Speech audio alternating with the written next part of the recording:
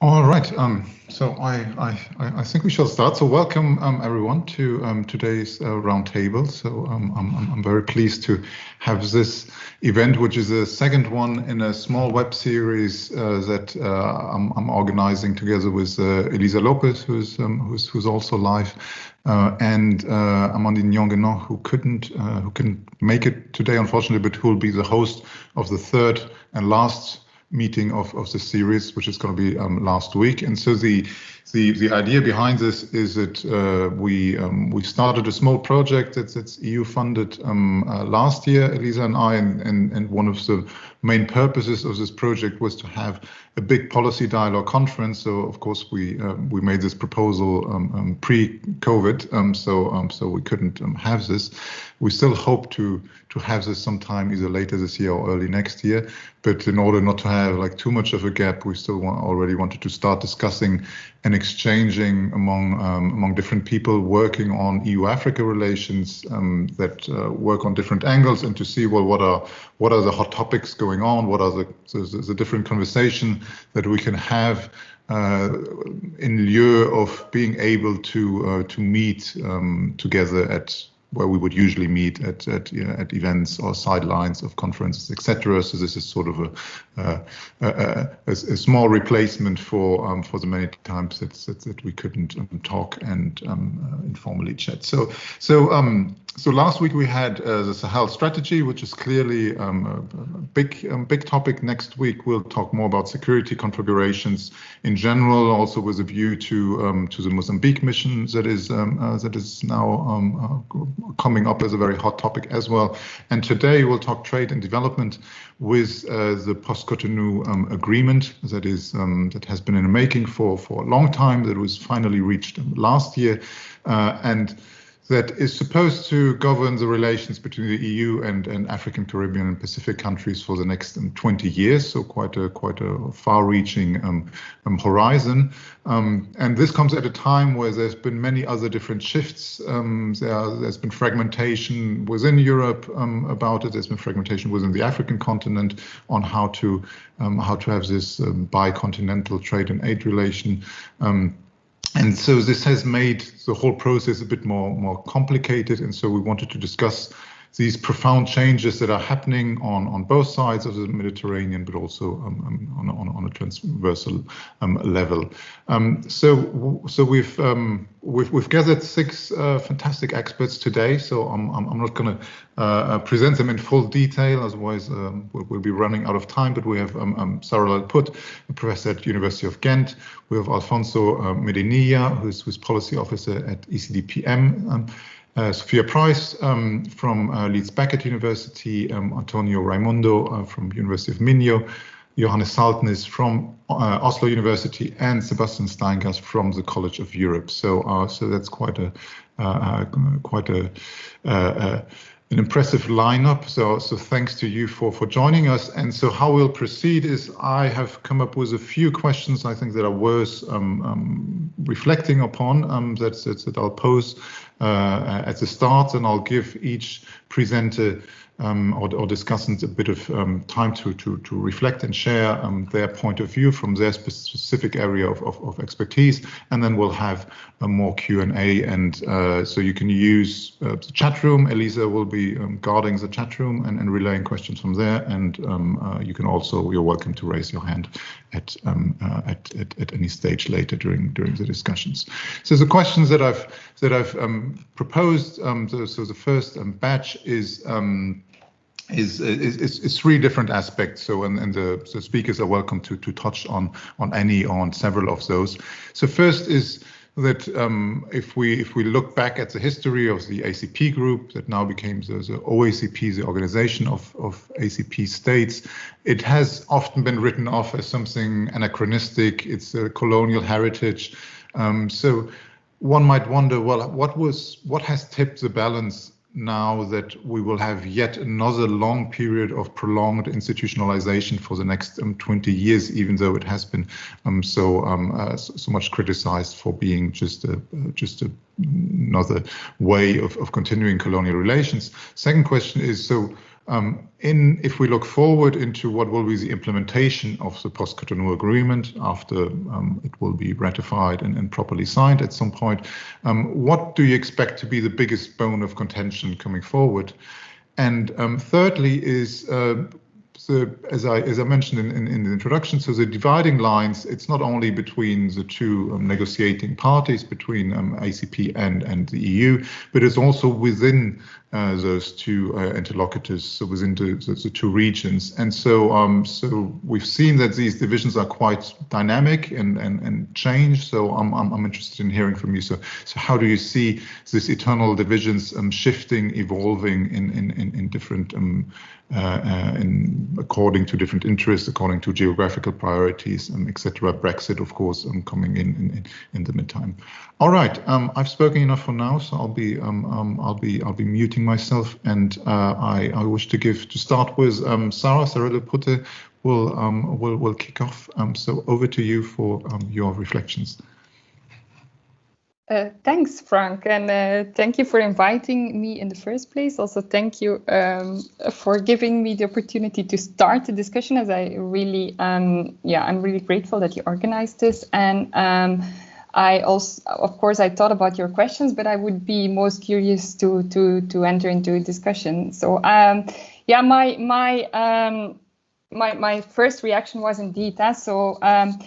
The EU-ACP partnership has been called a relic of the colonial past, and the rhetoric about the need for a more grown-up, less colonial relationship has been quite strong, but still the partnership has been kept alive. So of course, on the one hand, it's still there, but it has also been reshaped. On the one hand, I would pose that the partnership seems to be dismantled, especially from one of its key fundamental pillars, the EDF, but also by putting more emphasis on the regional components rather than on the overall ACP framework.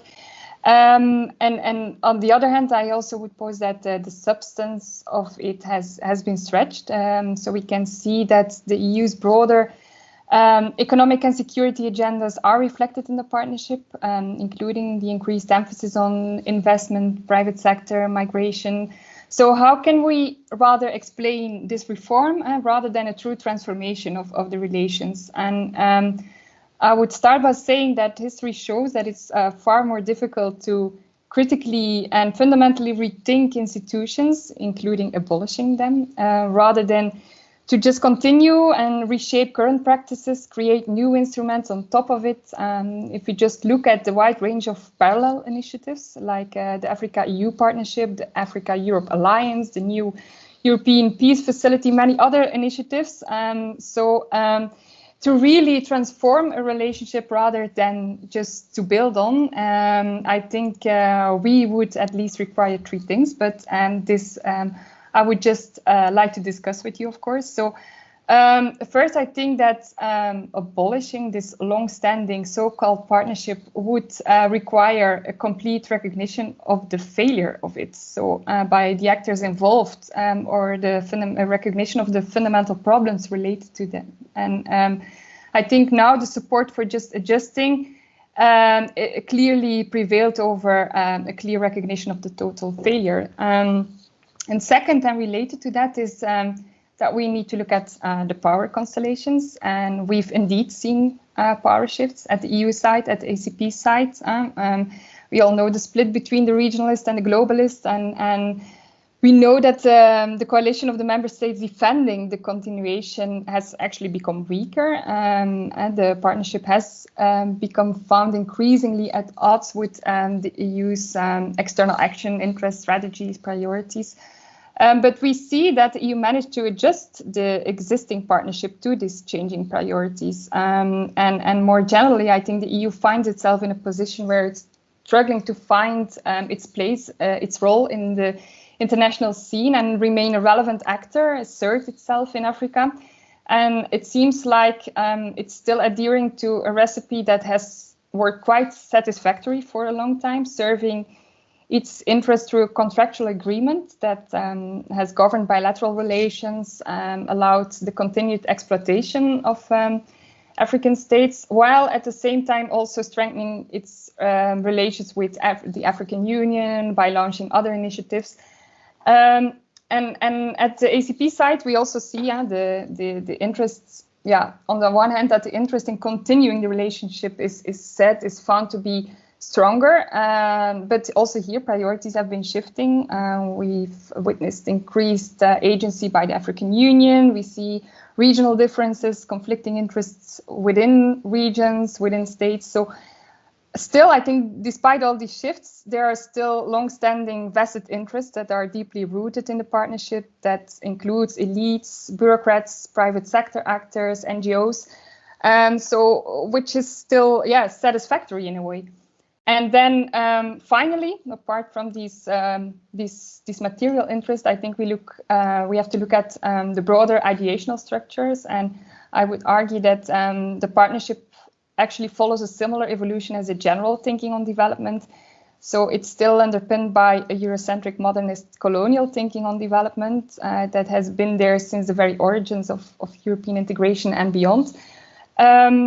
But it has been adjusted to the changes in development thinking over the years. So in that sense, I think that the current dismantling and the stretching of the substance of the partnership reflects the current trends and practices, the development talk of the day, with, for example, more emphasis on investments, private finance, return and readmission in migration. And also by making the partnership less aid-driven. So we actually don't see a really convincing or powerful counter-hegemonic alternative, neither at the EU side nor at the ACP side, that would really necessitate such a true substantial rethinking of the relationship. So I think all these elements have together contributed to the current restructuring of the existing institutional setup, but not resulted in its abolishment. But I think at the same time that the further negotiation and implementation will show what the actual impacts of this will be, and whether this is indeed the last reform, as some say, or whether or not. So that would be my first contribution to the discussion. Well, thank you very much, Sarah. I think that's you point out already very crucial elements is institutional inertia in some way, but also the inertia in thinking and changing. So it's a bit the more it changes, the more it stays the same. So we'll have a new name instead of Cotonou. We'll call it Samoa probably, but is a substance really changing? So it's a very good point, and that brings me then to Alfonso Medinilla, who from ECDPM, who wrote quite a thought-provoking paper a month or two ago, precisely on the issue that we'll be discussing. So I was very keen to hear from you live on sharing your thoughts based on the paper, but also on things maybe that you didn't put in the paper or have come across since then. So over to you, Alfonso. Great. Thank you, Frank. So maybe briefly, for those that do not know me and ECDPM, I'm working for the European Centre for Development Policy Management. So we're not a higher education institution, but an independent think tank. And we work really on EU external affairs in general, EU-Africa relations more specifically, and over the years, my colleagues and I have written quite a lot on Post-Cotonou during the negotiations, before the negotiations, always really trying to look at the link between the process of Post-Cotonou and Europe-Africa relations. So, I mean, my interventions will probably focus mostly on that angle. But then, sort of, indeed, onto your questions, Frank. I think Sarah already gave a really good overview of some of the really systemic issues that underlie the current situation. We've indeed done a recent brief where we're really looking to answer that question. Why now renegotiate this partnership in such a heavy institutionalized way for another 20 years? And we've in the past written volumes on that question, all the reasons why we're at the current situation. But I think what what is perhaps important to note in this discussion is that I think in the end, the main reasons for the renegotiations have been less about a proactive agenda, but more sort of a pragmatic one, especially from the EU side, but also from the ACP side.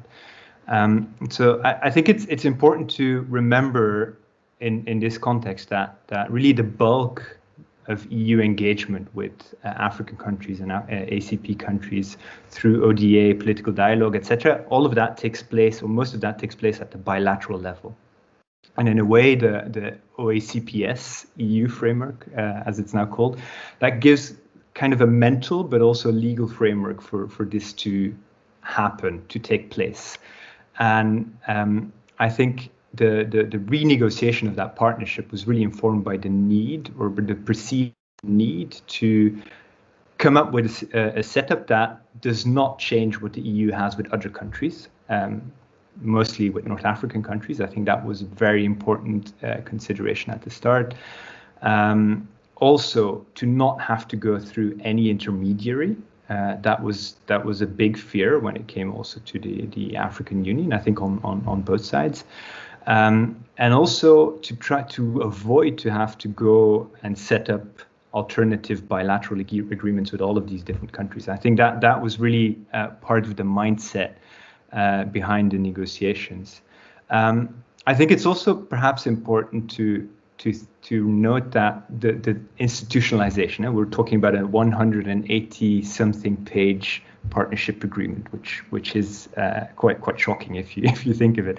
But that approach really is kind of in the DNA of EU external action. It's always been part of the EU's playbook when it comes to external relations, to try and really sort of lock things down in a lot of detailed provision. And in a way, as Sarah already mentioned, it's really difficult to do anything that's radically different from what has been happening in the past decades. So in addition to that, I think it's also, we have to also try and think a bit about the diplomatic sphere and how this sort of took place. And in a way, it was quite clear early on in the process that on both the EU side and the ACP side, there were groups of member states that were really pushing towards that continuation. And whenever you have that, even if it's a relatively small group, then it becomes also very difficult to do anything different. So in a way that sort of pushes as well towards that continuation. So those are sort of a few initial reflections. We've really looked at also at sort of the ideas that underpin this, and this sort of the ghost of the Lomé-Cotonou tradition. We could talk about that perhaps in the discussion. But to me, the real interests were really mostly pragmatic, and that's indeed, it's a bit backward looking. So it's less really informed by a raging desire to really renew that partnership, beef it up, make it strategic, and more of a combination of path dependency and a number of diplomatic constraints. So that's sort of our my initial analysis on this, and then maybe just very briefly, if I'm allowed, on sort of the biggest bone of contention. I think a lot of people will say that this really is in sort of the field of human rights, migration, the normative elements, democracy, governance, etc. I think the main issue that we're going to see, or the main contention, is going to be in a model of engagement moving ahead. If you actually look at sort of the main challenges in EU-Africa relations, we're talking about sort of vaccinations, economic recovery that is fair, green, etc. Working with the African Union and regional bodies on peace and security, on conflict, better management of migration. Those are all sort of issues that are less directly linked to channeling ODA efficiently, which I think is really where ACP EU in the past has shined. So in a way, I think as we move towards 2040, which is a very long 2041, a long period of time, I think we'll see that the relevance, or the fact that you have two tracks that are a little bit at odds with each other, that situation is going to deepen quite significantly, and in a way that's going to be your main bone of contention. I don't think anyone is, both in the EU and on the ACP side, really under the illusion that all of these detailed provisions will be implemented to the letter. It's really about sort of the model of engagement, in my view. And I think there's going to be a need for change, most likely sooner than in 20 years' time. Excellent. Well, thank you very much for both looking a bit backwards, but also towards what we can, in all probability, expect to arise, and it is quite convincing also to see how pragmatism might prevail, or what interpretation of what is pragmatic, which is also partly subjective. So with this, I want to move on to the next speaker, which is António. So António Raimundo, who's been working on this OACPS/EU agreement from more of a regionalism perspective. So please do share your insights with us. Over to you. Thanks, Frank. I hope you can hear me well.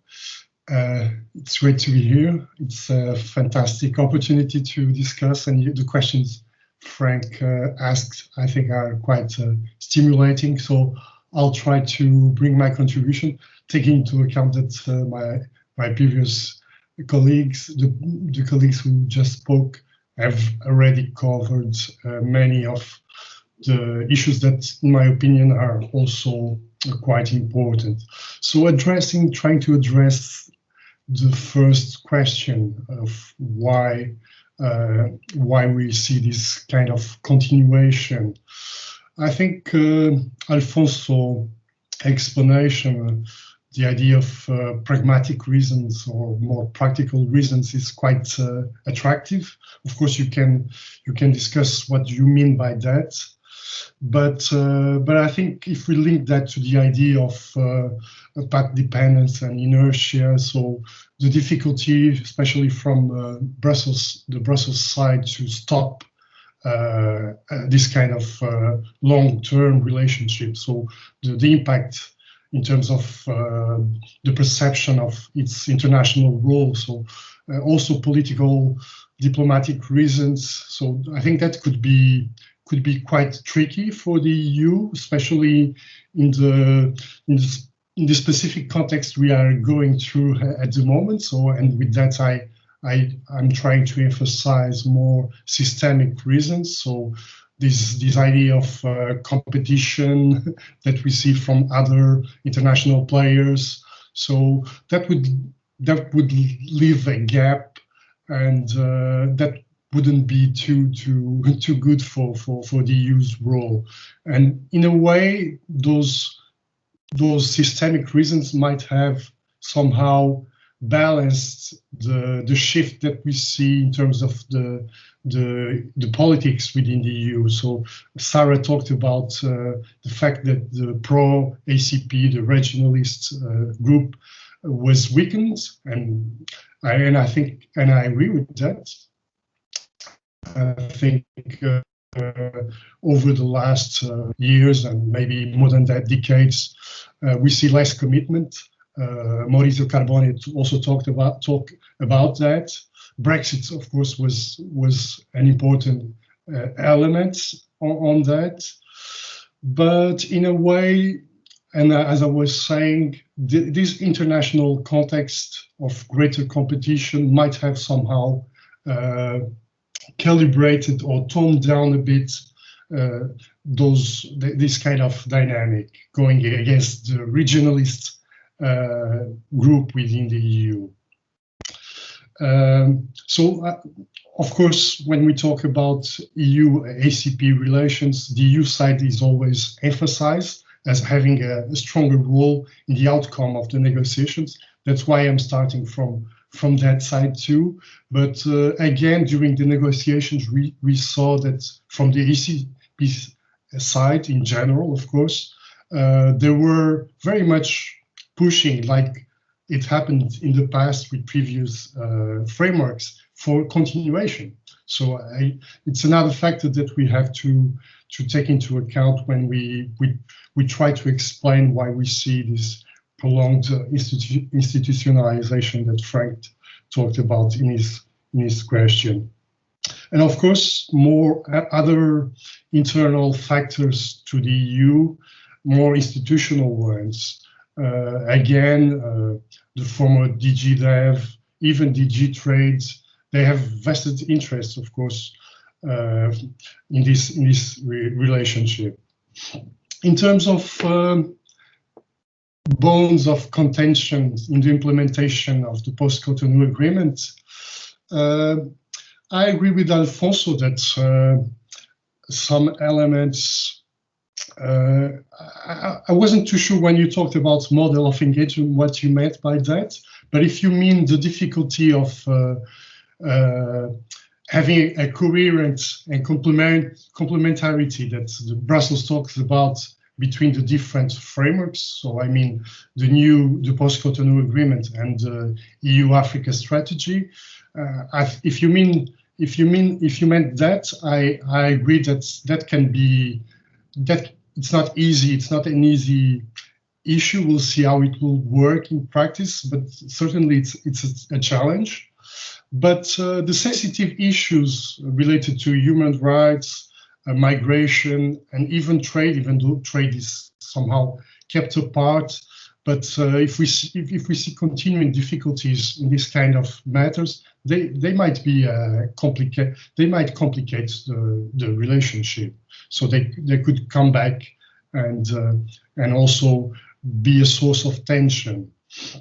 But of course, for the new agreement to be properly implemented, we also will need to see commitment from both sides, and that's again a challenge if we see what's going on right now with the signing and ratification of the new agreement. So some member states, European member states, bringing new difficulties. So those are signs that this kind of commitment is not as strong as that. I had other points, but maybe I'm gonna stop for the sake of the discussion. And Sophia hasn't talked, and the others two colleagues neither. So I'll stop there. Thank you. Yeah, well, thank you very much, António, for sharing those insights, and I'll indeed move on to Sophia Price, who's not only head of department at Leeds Beckett University, but more importantly for us at least is that you're also together with Mark Langen chairing the network of EU-Africa relations on the UACES banner. So if anyone who's attending today and who's not yet part of that network, maybe at some point we can share the link of the page, because this event is also done in close collaboration with that network. So Sophia has we've talked a lot now about inertia. Of course, something that has probably should have at least shaken up that inertia has been Brexit, of a country that has been part of the ACP negotiations for a long time and isn't anymore. So has that breaking up that inertia, or maybe not? So we might find out with Sophia. Over to you. Hi, yes, just to say thanks again for inviting me, and it's lovely to be part of this event. Obviously, much of what I would have said has already been said by Sarah, Alfonso and António. Of course, when we're thinking about what explains the continued institutionalization of the EU-OACPS relationship, that's a mouthful, we need to be thinking about kind of why and how. Why, we've talked about, there's a range of interests. state interests, regional interests, institutional interests. I mean, very clear institutional interests, for example, for the ACP Secretariat to keep pushing forward for the relationship and managing to fend off a kind of interest by the African Union to represent Africa. So there's kind of institutional interests there. When we're thinking about institutional interests, I think it's important for us to be thinking, as António says, about these kind of systemic pressures that are facing the European Union. Particularly the kind of competitive pressures that it's facing and the need for it to secure a range of relationships around the world, particularly when it's seen a declining importance in particularly in Africa, and competitive pressures from other areas. So there's all sorts of interests, material interests, that have pushed forward the relationship. But the form that the relationship has taken, I think, as Alfonso says, and also others said, we need to be thinking about pragmatism and pragmatism in the face of complexity. Now we can think about that complexity in terms of the development of the ACP, but also in relationship to the European Union and what was termed the kind of disintegrative imperatives. That's a very difficult word after a long day at work. And so we're thinking about Brexit and kind of what pressures that have brought to bear.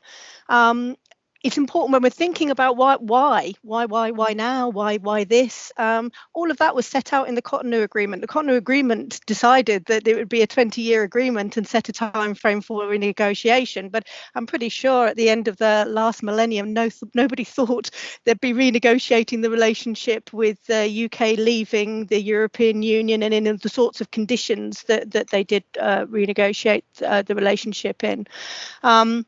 But that complexity is seen on both sides. It's seen on the side of the ACP facing a whole series of challenges in terms of its format, in terms of the way that the EPA negotiations have gone, remembering that the EPAs were decided to be done and dusted within 10 or 15 years. An easy old process of negotiating regional free trade agreements with economic partners, which turned out to be a nightmarish process, which still wasn't finalised by the time the renegotiation started. The emergence of new kind of institutional bodies within the ACP, all of that points to a complexity in the ACP side that is married or was married by a complexity at the EU institutional side. When we're talking about Brexit, obviously, recognising my own position within this relationship, the UK was a very important player in terms of determining the shape of EU development policy. It was also a really important player in terms of financing, the third largest contributor to the EDF. Those posed questions for the European Union that was not easy to see the solutions for that. It was not easy in 2016 to see what position we'd be in today in 2021. And we need to be absolutely clear that that position is not clarified any further today in 2021. There is a range of questions that are left unanswered from Brexit. Of course, the UK formally left the European Union on the 31st of December, very symbolically, but a whole range of related trade decisions still are outstanding and still have been left to settle. The exit of the UK from the EU also raised questions about the geographical focus of development policy for the European Union. What did it mean for those areas of the ACP that traditionally, through a host of colonial and post-colonial relationships, have been tied into the European Union, to the UK? What does that mean for the Caribbean? All of these were questions that was very difficult to see the answers for when the negotiation process was set in train for the Post-Cotonou agreement, and it's still unclear. So, given that level of complexity, I think it's a fairly obvious position that we find ourselves today in the Post-Cotonou agreement. It's an agreement that does all sorts of things, does everything, but does very little, right? Because the things about trade are not set. The things about aid are still to be decided. There is a range of kind of political and all kind of a broad range of issues around security and migration, but I would argue that that's not necessarily something that's particularly new. It's a restatement of a set of development principles and approaches to development that are very well entrenched in the European Union. And what we're seeing at the moment is a moment in time when the EU is trying to reconfigure its identity on the international stage in relation to the kind of systemic pressures that António rightly points to. And I think that the very last thing I will say about that is I think it was, it's a very interesting process, I think, to see the European Union brand its new form of development financing as global EU, because Brexit was all about us being global Britain. And in response, we've seen, the way things are labelled matters, narratives matter, and the EU has been able to bring forward a global EU financial package that vastly outspends the UK's potential, is a fairly clear demonstration of EU economic power and its ability to stretch around the world. And so I think we're at a very important moment for the way in which power relations and particular interests are playing out in a post-crisis and post-COVID world, hopefully post-COVID. Probably not post-crisis, or well, before the crisis. After the crisis is before the next new crisis. If the EU has taught us anything, then is that there's no such period as no crisis periods. There's always one crisis, and if there's none, you have to come up with one. But thank you, Sophia, and thank you also for giving me the keyword already for the next two speakers, which is money. So beyond norms and institutions, important part is of course how this will be financed. We know already the OACPS has always been institutionally very dependent on money, but also the whole relationship. And so while there's continuity in the Post-Cotonou, there is quite a fundamental change underway on the budget side. And so the next two speakers, Johanne Saltnes from Oslo and Sebastian Steingass from the College of Europe have worked on this, and so I'd like to start with Johanne. So over to you. Thank you so much for the invitation. I'm delighted to be here and to discuss with all of you. I'll come to the budget in a bit, but I'll start off with something else. I want to focus on question 2 and 3 foremost. I will be responding to, and a lot has been said already about distributional things about Post-Cotonou, but I want to focus on the political relations between the EU and the ACP and what I'm going to say. So when it comes to internal divisions in the EU, I'd like to focus on 2 things. So this is about how EU policies are governed, how are decisions made. First, there is a division between member states in the EU that want to give a larger role of ownership to ACP countries, and those member states who want the EU to be in charge of coordination of EU of the member states' policies. So this is not new, right? This is something that we have seen over the last decades in the negotiation of several EU documents or development documents. So one side would argue for giving a larger role to the ACP countries so that the EU would adjust to their strategies and goals, while the other side argues that this is more important that the EU and its member states' policies are coherent and coordinating, thus leaving a larger role for the EU to decide on the strategies and how money is spent also. So the Nordics plus the Netherlands, the UK and Ireland have traditionally argued for a larger role for ownership. And I mean, as Sophia said, Brexit means that this group will be weakened internally in the EU. And I should also say that while this may sound as a very important point to give a larger role for ownership of ACP ownership of their policies and of the partnership. I think that the EU, these countries, the Nordics, the UK, the Netherlands, Ireland, they also have what I would call an executive understanding of ownership. So they're mostly concerned about what ACP executive authorities mean, that the executives in these countries have ownership of their policies. They're not so concerned about what you could call a democratic ownership. So what other stakeholders in these countries what kind of opinions they would have on how policies should be carried out and what they think are important to develop, if you can use that word. So to my second point, so I'm moving into kind of the budget now, and together with Sebastian, I have looked at this the EU's renewed ambition to create a partnership of equals with the ACP group. This is also not new, but it's something that has been talked a lot about in the negotiations of Post-Cotonou. So we see internal divisions also here, not among the member states, but within EU institutions. So with the new budget, call it NDC or Global Europe or whatever the name will be, the European Parliament is given co-legislation and also oversight over the funds going to the ACP. So as you know, the EDF is going into the budget. This can, on the one hand, increase transparency, accountability, and also create more internal legitimacy within the EU. But on the other hand, we also see that this ambition of extending inclusive decision-making within the EU does not extend to the ACP. So it's EU inclusive, it's not partner inclusive.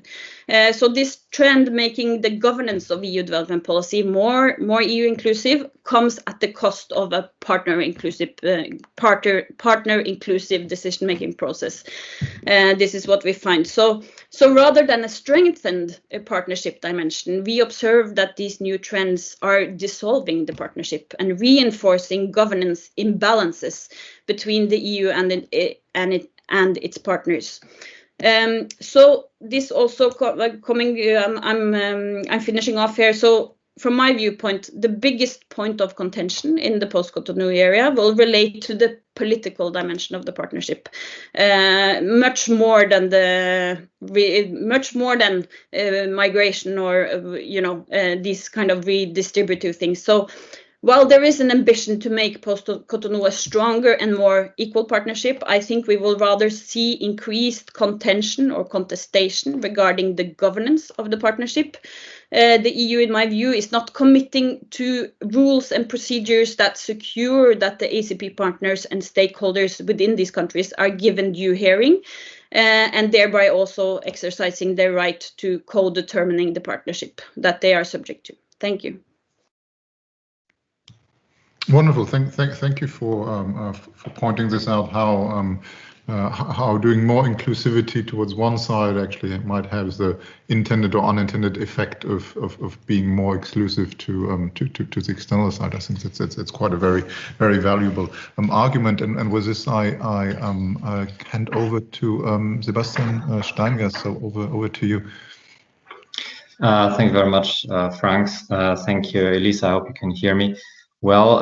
Thank you, Johanne, for already preparing the ground a little bit. And indeed, what I'll be saying draws a lot on this work of this current project that Johanne and I are currently undertaking, which we look in which we place this current reform first in a larger context of the changing relationships, and second, more importantly, we assess this shift or these shifts in terms of a concept of partnership, which we outlined there, which also relates a little bit to the overarching question of this panel. That is the question: are we moving towards a new era of partnership?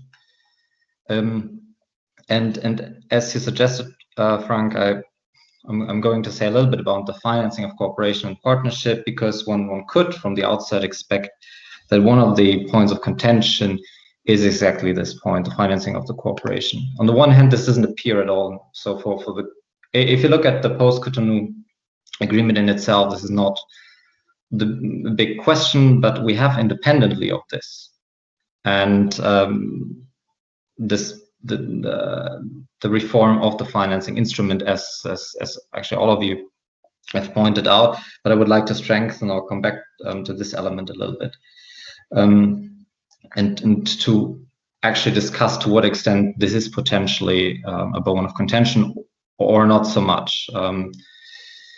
Effectively, what we see here is a complete decoupling of this financing of cooperation and the partnership that we had before.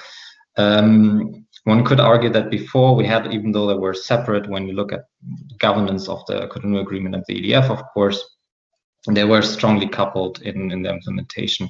And this is potentially dissolved now. And this has some consequences.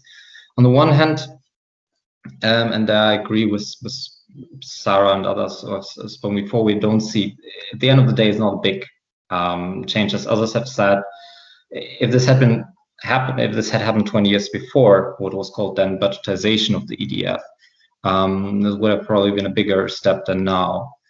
But at the end, I sometimes find budgetization a bit confusing, because eventually what we see is not a budgetization of the EDF. We get rid of the EDF with all the intentions and the kind of governance and the links we saw in to Lomé and Cotonou. And I would like to just point out one of the consequences that this has, and this has to do with the allocation of resources, and specifically flexibility. And then the question that we ask is really, whose flexibility? So flexibility is a risk for a partnership when it means losing predictability in funding, which potentially weakens country ownership, which is one of the foundations of partnership. So is what we ask, one of the questions we ask, is this need for flexibility a mutual concern? Or has this been one?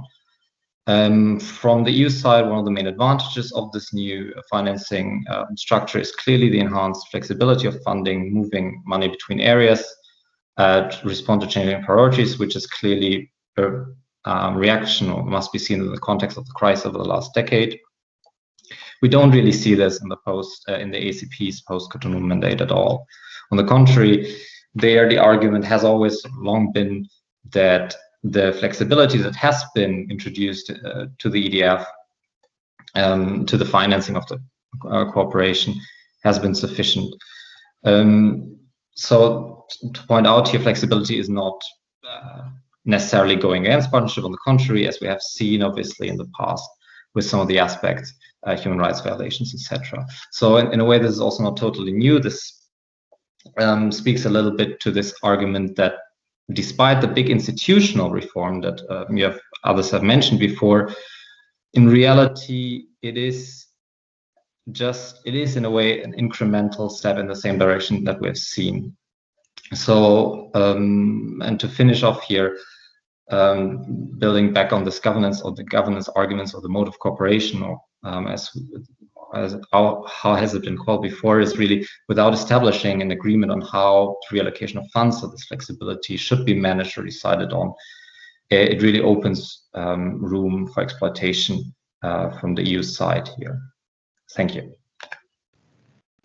Thank you, Sebastian. Thank you for sharing this, and it's quite interesting from a perspective of me who's interested in regionalism and how regional delineations change, how the funding might also ultimately impact the grouping. And I see, even though we focus mainly on Africa, but I think it's quite clear also for the C of the ACP, so that Caribbean, Latin America, and Caribbean becomes one group again, and there might be a risk of the Caribbean sort of dissolving in a larger Latin America and the Caribbean group, which also speaks to the consequences of Brexit. So I do have several other points I'd like to raise, but I also want to bring in our audience. So if you do have questions, either feel free to put them in the chat directly, or we're also happy to bring it to the floor. Elisa, I don't know if we have anything yet. Are you? You do? We have a question. You want me to pose it already? Please. Okay, so we have a question from Vasileios Livieratos, who says, Thank you for all the very interesting discussion. Regarding pragmatism, as Mrs. Price mentioned, could the relative snub of the AU and its flagship AFCFTA program in favor of the Post-Cotonou agreement be considered as a faux pas by the EU, especially since other international actors with ever-increasing presence in the continent might try to go through the AU route? Is it worth mentioning that significant parts of the EU private sector have voiced support for an EU-AU agreement? Thanks very much. Thank you, Vaselis, for this question. Indeed, this has been something also on the agenda, I think, of many of us, to see this competition, African Union, ACP, like who's ending up with a winner, or at least a winner with bruises. So how has that worked out? And if I may add one additional question, then we can do another tour de table, since you've been all very time efficient, and so I commend you for this, that no one went over rambling. So I made all my task very easily. But is the one of the relabeled OACPS, so which I've personally found very intriguing, that we see a sort of that the OACPS is also trying to reinvent itself, to emancipate itself, to not be only a mere appendix of the EU, and its only mere purpose would be to talk with the EU. But what we see with a renaming is that there's also the aspiration of, well, we want to be a real international organization. We want to have a say in global governance issues. They've started signing all kinds of memorandums of understanding. António, you probably followed, the CPLP has signed an agreement with the OACPS. So there's a at least possibility that the OACPS might become more than just an add-on of European development policy. And so I wanted to see if you had any take on that, whether this is just a pipe dream of the Secretariat, or whether there's actually potential need and purpose for such an organization that in the evolving global order. So with that, I'll Can I add a question? Elisa, yes, please. Since we don't have no more questions for the moment. So it's a question specifically to Johanne and Sebastian, but also to all the others, if you have something to say about that. So I wanted to see if you could tell us a bit more about the modalities and the consequences of the shift in aid delivery governance, and in particular of the budgetization of the EDF. I mean, you spoke a bit about that already, but could you tell us a bit more about the impact on the agency and the inclusion of the ACP side, and tell us a bit also what is going to change exactly in practice with this shift in governance? And I was also wondering if this issue was not contentious already during the negotiations. So what did the ACP side say about this? Because it is a big change, actually. So I was actually surprised this happened like that. All right, perfect. Well, let's give it back to Sarah to come full circle. So feel free to pick and choose arguments that others have made, or the questions. So we are so don't feel prescribed to address everything, but whatever you feel most comfortable with. Go ahead. Okay, thanks.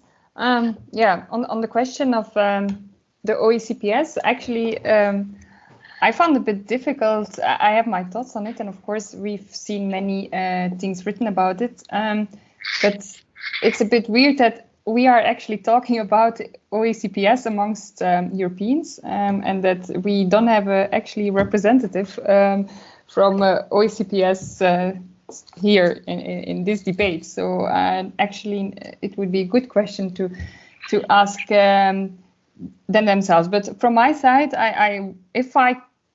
from my knowledge and my perspective, would be rather pessimistic, as I don't really see why it would be different this time. So to my knowledge, the OCP or the ACPS, the states have been mainly a construction in response to the EU, so to stand maybe united in solidarity against the EU, if I may say that. I think it may reflect a need to keep itself alive. It may reflect an internal political divergent positions regarding different agendas on regional and continental agendas.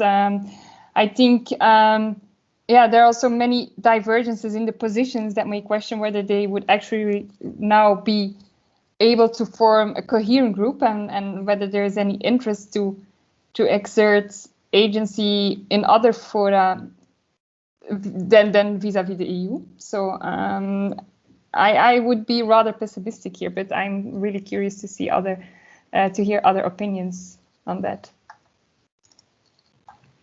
Excellent. Thank you, Sarah. And indeed, it's point well taken. It was not for not trying to bring the ACP in, but still a failure of not being able to. But that is certainly a point well taken. But the quest of survival is something, at least in bilateral conversation with OICPS officials that I've heard. Also, they seem to be very enthusiastic to be able to talk to other people as other than the EU, with the Canadians, the UN, etc. So let's see how that lasts. Alfonso. Yes, thank you. I'd like to first react perhaps to the question from Vasileios on EU and AU, whether this sort of was a faux pas of the EU towards the African Union. I think it's important to see how AU member states also played a very significant role in this. So it's no secret that the EU had a strong interest, especially the Commission, in going through the ACP. But in the end, a couple of years ago, when the AU was really trying to assert itself in the relationship with the EU, including ACP-EU relations, it was in the end it was African member states that called it back. And I think that we have to see this really in a context of a very much an evolving African Union and the AU reforms, where you see the African Union trying to find and build up a stronger role for itself in the external relations of its member states. And I think, having gone through these reforms, member states will always try and push back a little bit. And in a way, this was a bit the victim of AU member states, particularly from the Francophone side, saying that you're going too far, African Union. This is our national sovereignty. This is sort of a step too far. I think the integration is always, as you know, it's sort of 2 steps forward, 1 step backwards. It's something dynamic and organic. So I think really here we have to look at the role of African member states rather than the role of the EU. Then, in terms of the OACPS as a global player, I think this aspirational point has been raised from the start. I think it's always common for an international organization to come up with sort of the new great ideas of how it is going to sort of advance. I may get some grief from colleagues and others, but my question mostly is, if it hasn't happened before, why do we think it's going to happen now? So I think in part there's a genuine aspiration to really rekindle these sort of ideas of a strong developing country coalition that's really from the 1970s, still playing a role in sort of the OACPS circles and secretariat, etc. But in reality, I think this is space that's already occupied otherwise. I also think that optics, they don't really help. I mean, we're still looking at an international organization that has its headquarters thousands of kilometers from the closest ACP country, a bit in the shadow of its main patron. That does not. It has importance, I think. So I would agree with Sarah. Sarah's more pessimistic outlook. In the end, but I think there's also perhaps a slightly more technical answer to this, in that we really need to make a stronger distinction between foreign relations of integration projects like the African Union and those of relatively loose coalitions of member states like the OACPS. Because I think when you see the African Union moving into sort of global partnerships, etc., that requires hard work and commitment also from member states. For the OACPS, as a much more loose group, it's really low cost and low risk to maintain also for member states. So in a way, it's not a threatening format for those OACPS states, and it can serve a purpose in some cases. For example, if you want to scale up a position from the SIDS, for example, which has happened in the past, then you do have a big group of countries. You have some kind of infrastructure in place to help develop that, to help scale up that position. But it doesn't mean that the OACPS is actually being the driving force behind that positioning. And I think that is really the distinction with the African Union, which is really trying to convene proactively common African positions in global fora, strengthen its coordination in the UN system, including Security Council, which is a much deeper running form of integration in the foreign relations, also in the foreign relations of its member states. So really need to look at it differently. And in a way, you have lots and lots of different global coalitions that exist and are being kept around, and that's fine. But that doesn't mean that they are actually driving forces. I'll stop here. Okay, thank you very much, Alfonso. I think that it's quite a good point to say, well, we don't need necessarily the G77 because we already have one, and we already have an African Union, etc. So what would be the unique selling point? Except the Cotonou agreements, so indeed that's a good take there. António, would you like to pitch? Yes, thanks. Just briefly, 2 points. First one, a general one, maybe reacting to some of the previous discussion, which is commenting on a view that we often see in the literature. Regarding previous instruments, Lomé, Cotonou, so very, very much emphasizing the development side of it. But it's not that I disagree completely with looking at it from that perspective, but probably we need to think about whether we are talking about a means of or ends, because we see that there are different perspectives, and not just inside the EU regarding those frameworks. So their means have really much to do with aid and trade, but aid and trade for what?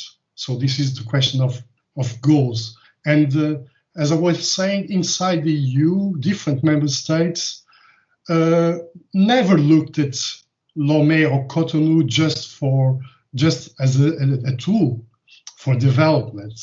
So having a more strategic, a more political view didn't happen just after the end of the Cold War. So for some member states, and also in Africa, some ACP countries looked at the EU as an important partner, not just again for economics reasons, but also in some cases for balancing other players in Africa, namely regional hegemons there. So especially small states. So that political dimension has been there for a longer period that sometimes, or at least in some literature, tend us to think that it was the case. So it's just a general comment. The second one on the OACPS agency, I tend to agree. I think Alfonso gave an interesting reply. I also tend to be a bit skeptical, or at least conscious of the huge challenges that group faces. If we look at different dimensions of actorness, its autonomy, its identity. It's clearly quite challenging, but if we follow Alfonso's suggestion, if I got it right, by distinguishing between issue areas, it's true that the scale of such a group, so 79 members, it's quite huge, and that could bring some potential. But of course, they have to implement it, to make it concrete. So, and it's probably not that easy. But we have to see, probably. I'll stop there. Thank you.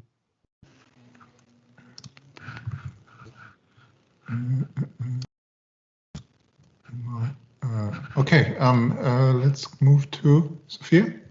Hi, yeah. I mean, I agree with everything that was said, really. I'd say something about the idea that the Africa FTA was snubbed. I don't really think that's the case. It's in a very nascent stage of development. So the AU plan is the 2063. So if we're talking about long-term institutionalized plans, that's a fairly long-term plan.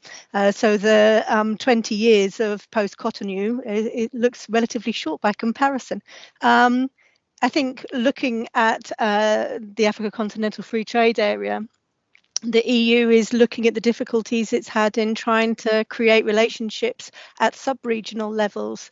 The EPA process has been incredibly difficult. It's been, as Alfonso correctly points out, there's a whole range of disparate positions within the regions of Africa, let alone within the African Union. So the idea that this could be put forward as a coherent position at this stage, I think it is not right. I think that's really what I'm saying about the pragmatism in the face of complexity. There's a complexity in the development of the ACP.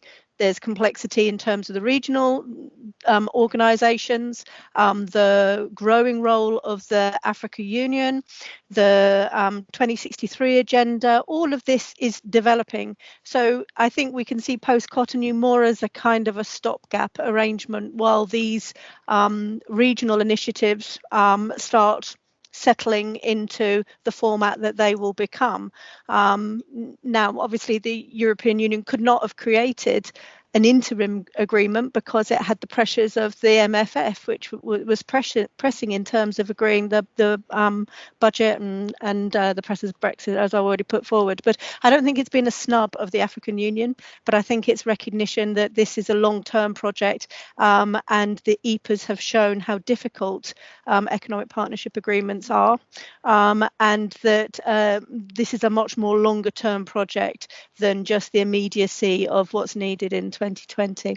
In terms of what role we see for the OACPS, yes, I mean, I completely agree. I mean, I think even the ACP abandoned that kind of vision of itself as this international representative. I think initially it had that kind of idea, but it scaled itself back from that, particularly because of the reasons that we've already looked at, the way that it's financed. The nature of the group is created as a reflection of European integration. I mean, it would be a strange format, I think, to try and represent a more comprehensive a coalition of players. So yeah, I like Sarah have my doubts about whether this would actually come to pass. Excellent. Well, thank you both Sophia and António for putting out the different objectives that different actors actually have in this and the different stakes. And with this, I move on to Johanne and Steingass. So you had one specific question from Elisa, but feel free to pitch in on any of the other conversations that we're having. Johanne? Yes, thank you. I'll try to answer Elisa's question. So what the EU did with the new budget, it really made the budget an internal EU matter. The EDF, it used to be I mean, it was an intergovernmental fund, right, where there were finances from the member states, and the member states decided on the EDF. What they've done now with integrating or abandoning the EDF and putting all the finances for the ACP within the EU budget is that they're really taking it away from the ACP as a whole. I mean, we even had, questions, Sebastian and I, when we presented our paper. What has partnership to do with the EU budget? Somebody asked us at one point. What's the link here between the ACP? Why would the ACP have any opinion on the EU budget? I think that was a question we got one day. So I think that it really kind of symbolizes. I mean, you can criticize the EDF a lot, but at least there were some kind of joint institutions there, and there were some points of joint discussions between the EU and ACP that is now abandoned. So what we see is that really, instead of kind of moving in a way that would strengthen the partnership or strengthen the inclusivity of the ACP, we see the opposite. We see that the partners are moved further away from where the decisions are made. So we're not saying that Cotonou or the EDF is something fantastic. We're just saying that this was the status quo, and the status quo has been turned into something worse, at least for the ACP. I mean, so as I said before, it's more EU inclusive, so that's good for EU citizens, and there's more transparency into how funds are spent as well, et cetera, et cetera. But that comes at the cost of a partner in inclusive budget. Thank you. Thanks, Johanne. Sebastian, you want to? Yeah, just if I may, just highlighting one or two points briefly and adding to this. So basically, if the EU decides to get rid of the EDF, they can do this. I mean, the European Development Fund, is still an EDF. That's a different story. But the important step here is the breaking of this link between the Cotonou, now post-Cotonou agreement, and the financing. Having said that, if you want from an EU side partnership here, as has been pointed out, you can dismiss this obviously, but it has been the ambition for very long now, then getting rid of the EDF is not necessarily undermining it. That's why we are putting out to what extent, what elements there are that are actually undermining this aspect of partnership. On the other hand, you can also have an undermining of partnership with an EDF, as we had in the later Lomé and Cotonou times. So just having a separate fund is not necessarily guarantee for this. On the other hand, maybe to end on a, let's say a positive note, given that the task of cooperation ahead, we are anyways moving away from this narrower understanding of aid as a means of financing cooperation and partnership. So there's anyways need to scale up financially from the EU side, and this can be easily be done, or as easily be done within the EU budget. Whether this is the case currently with the new financing instrument is a different question, and can be debated, has been debated by a lot of people, and will continue to be debated.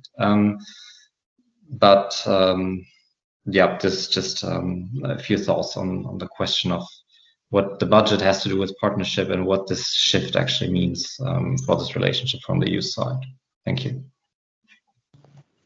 Well, thank you both Jan and Sebastian for pointing out new shortcomings, but also some slight improvements, at least in some parts. So at least it's transforming. So it's not complete inertia. So that at least gives us something to analyze. So Elisa, do we have something else in the? Yeah, we have a question from Stefan Hurt, who asks, how do people see the regional compacts in the new agreement? Is there really going to be an EUA, EUC, and EUP set of relationships? Well, I think that's a quite pertinent question, especially for us who are interested mainly in the A the EU Africa part, which would then be, of course, the EU sub-Saharan Africa only. So again, being at odds with the African Union membership. But so how this will play out also for the other for the other three pillars. I mean, as I mentioned at some point, the EU Caribbean part seems to be engulfed in the Latin America and the Caribbean as a new partner region for the EU. But what about EUA? Any of the panelists who'd like to is this really going to be a specific individual pillar for EU-Africa relations, or is this just an ideal? Who'd like to?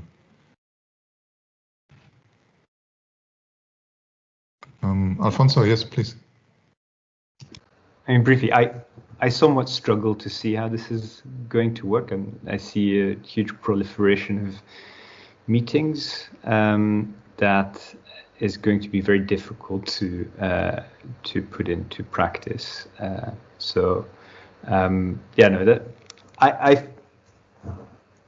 think that we're sort of moving more towards a period that indeed this is going to be in some way or another passed and ratified most likely, but that will mean that diplomatic attention is also going to further shift away from it, and I think that is going to make it even more difficult to have all of these meetings, including the whole parliamentary dimension, which is also sort of maintained and increased.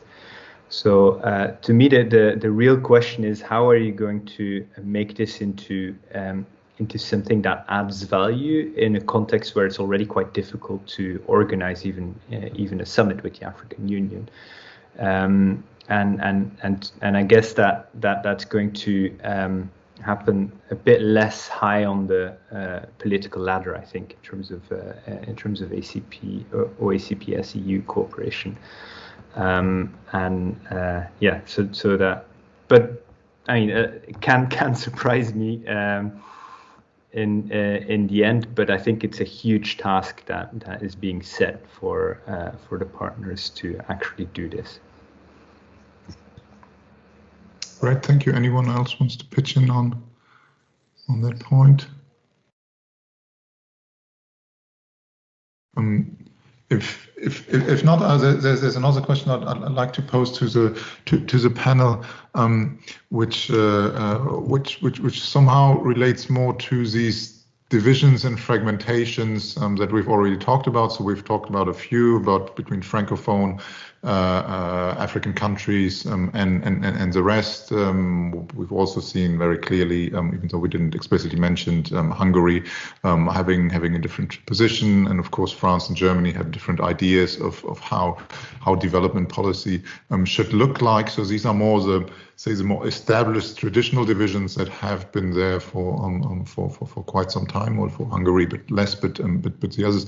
Do you see any new sort of fragmenting lines, any new critical junctures that are emerging, and that would cut through the groups in a way that hasn't been the case yet? So is there any new diverging happening on either side of the groupings?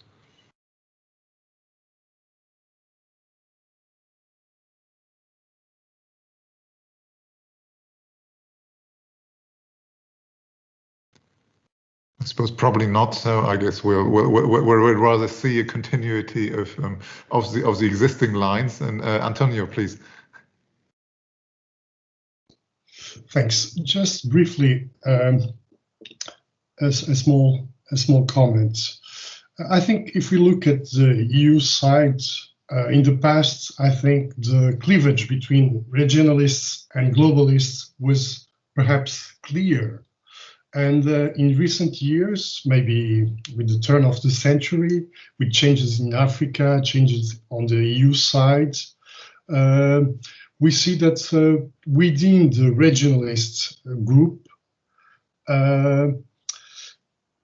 some member states and some actors being less keen on preserving the ACP group, and with Africa growing, getting more attention.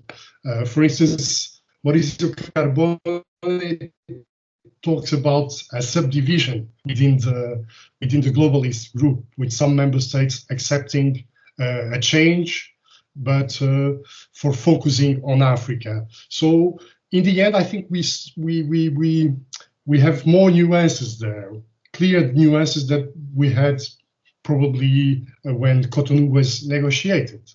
So, and this is probably interesting to follow, to see how whether the AU managed to have a clear and more predominant role, whether that's going to have an impact also on how the different member states start to position themselves. So the AU is more important. Members like the UK are not there any longer to push for the ACP group. So what kind of new cleavage are we gonna see there? Because in a more tactical way, one could speculate that, for instance, more pro-regionalist members could wait and see whether we have a more consolidated approach towards Africa, because at the moment we see, and Alfonso talked about it in one of his papers, that, for instance, regarding North Africa, it's very difficult to manage to have them move closer and to have a more one Africa approach. So the issue here is, until we don't have the possibility to have a more coherent framework for the whole of Africa, are the pro-regionalists wait and see? Do you see what I mean, more or less? So this could be a kind of new development in terms of the different actors, how they position themselves according to how the different instruments are able to bring new answers or not. Because until we don't have this kind of coherence for the whole of Africa, maybe those kind of actors will be more comfortable in keeping the instruments they have at the moment. I mean, the post-Cotonou, even though it has a lot of problems, so it's an option that remains there, despite all the challenges. This would be my comment. Great, thank you for these reflections on the cleavages. Indeed, this is something that is still evolving, and we don't know yet maybe where the next cleavage is going to happen, but at some point you already see some cracks emerging and which might become rifts, and at some point, I mean, we already mentioned also that within the EU institutions, of course, there's also a lot of competition at some time, but then also we might see this more convergence if the European Parliament is is getting its say, that this is somehow appeasing maybe certain internal divisions that happened there for a while also. Are there, Elisa, I don't know if there's anything else in the chat? No. If not, maybe then since we just have 5 minutes left, but maybe there's the last opportunity for any one of the panelists who, since you've been very disciplined in keeping it short and sweet so far, so I'm sure you had to leave out a lot of things that that maybe you feel are quite important. So so this would be the last opportunity for you to also bring up something that that maybe came to you just now, or that that you left out because you wanted to keep it short. So anyone wishes to add on something that we didn't touch upon? Sophia, yes. Well, a couple of things. One, I'd like to ask Stephen what he thinks about whether there'll be an EU-Africa, EU-Caribbean and EU-Pacific set of relationships. I'd quite like to hear what Stephen's got to say about that, if that's not abusing my position on the panel.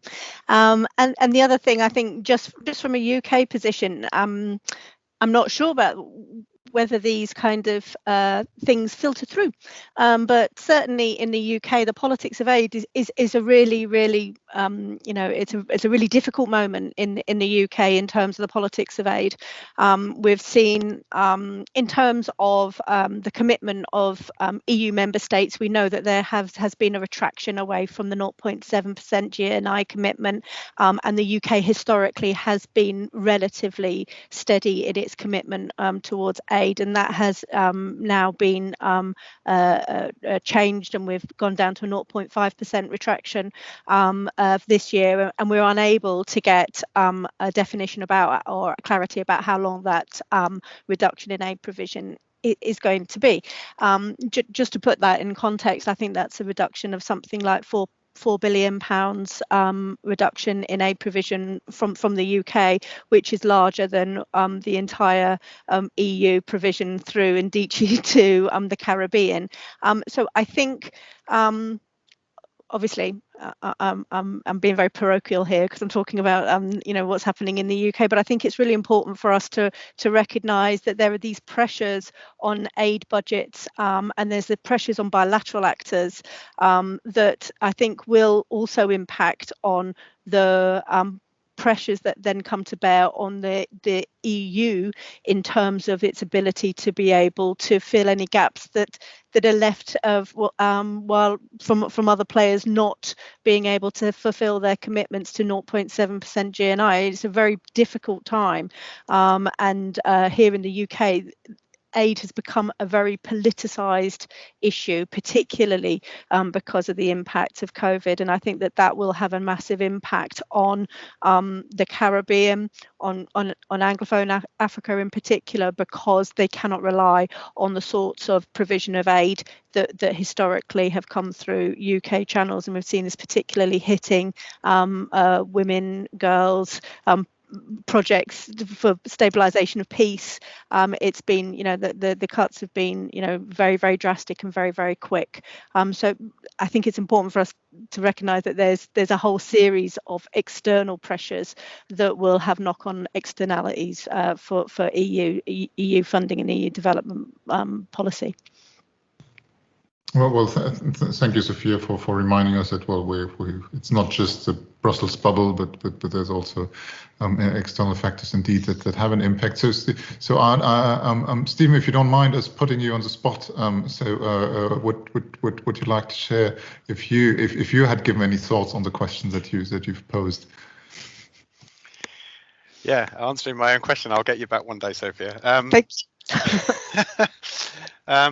Well, I guess, what strikes me is there's two divergent trends going on here. You've got the OACPS stuff, which you talked about, and there's this rhetoric around, making this into a more formalised organisation that has a voice in other matters.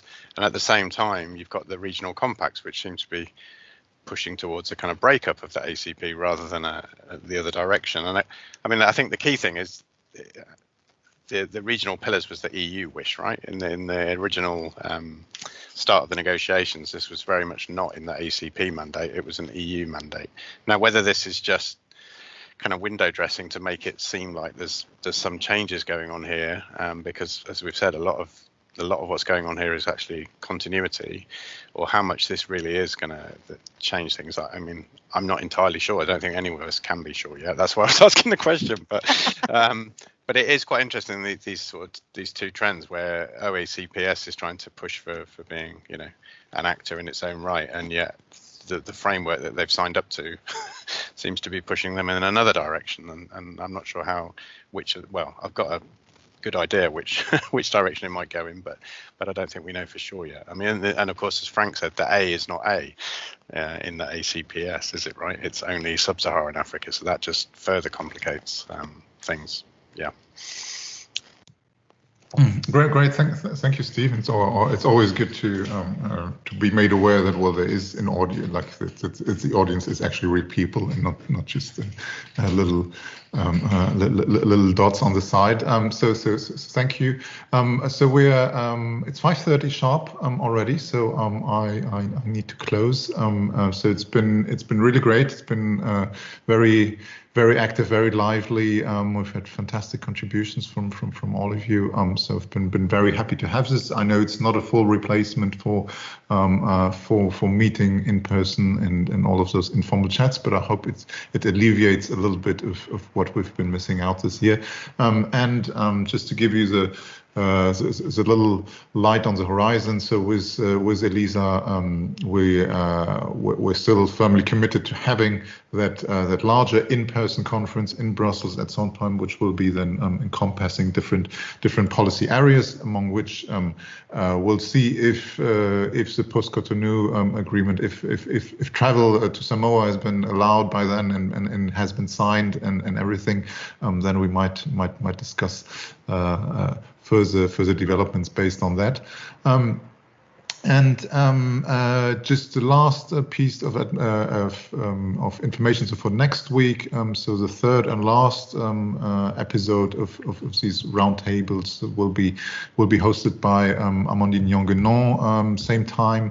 Next Wednesday, and if you go to the page of the project, so where you registered for this one, you can already also register for next one. So it will be about regional security coalitions. I think we have the general who's in charge of the EU cell to the Sahel, and then we'll discuss things, new coalitions that are emerging in Southern Africa with Mozambique specifically.